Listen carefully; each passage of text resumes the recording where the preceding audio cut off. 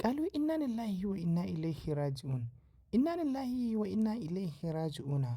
Shahararriyar jaruman nan ta masana'antar Kannywood wato industry wadda kuka fi sani da Ladidi Fage. Tsohuwar jaruma ce dai Ladidi Fage wacce ta kasance an taka rawar gani sosai a baya. A lokutan baya wato an daɗe ana sanin wannan fuskar jarumar.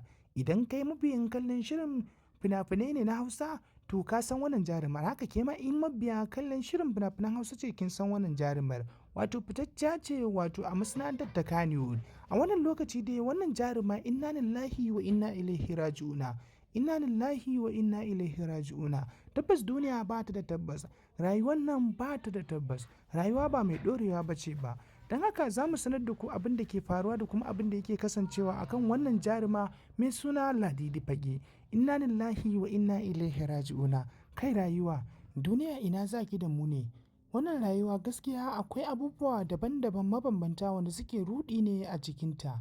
Gami da abubuwa wanda ya isa a ce ya nuna maka izina ko kuma ya ɗauki darasi akan abubuwa daban-daban. Kamar yadda wannan jarumar da kuka sani da Ladidi Fage, ma iya ce muku a wannan lokaci abin da yake faruwa da kuma abin da yake kasancewa babban abu ne wanda ya girgiza mutane ya kuma matuƙar baiwa mutane mamaki.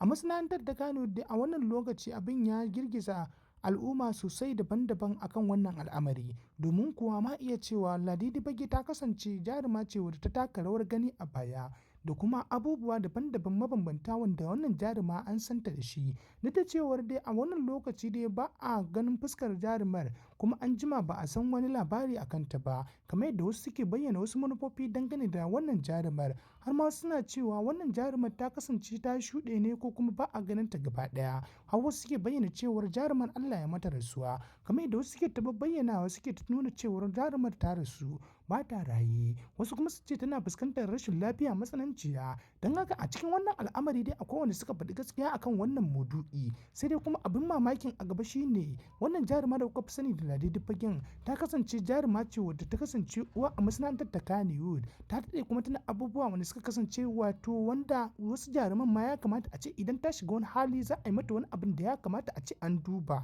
Amma kuma ma iya cewa kash wannan jarumar bata samu wannan al'amari ba. A wannan lokaci dai za ku ji da jarumar Ladidi Fage ta shiga cikin wata matsananciyar rashin lafiya da kuma fuskantar wani kalubale da take na rayuwa. Har ma mutane suna ta bayyana cewar wannan jarumar ya haka ne, ya kamata al'umma su tallafa mata wanda suka kasance a masana'antar ta Kannywood.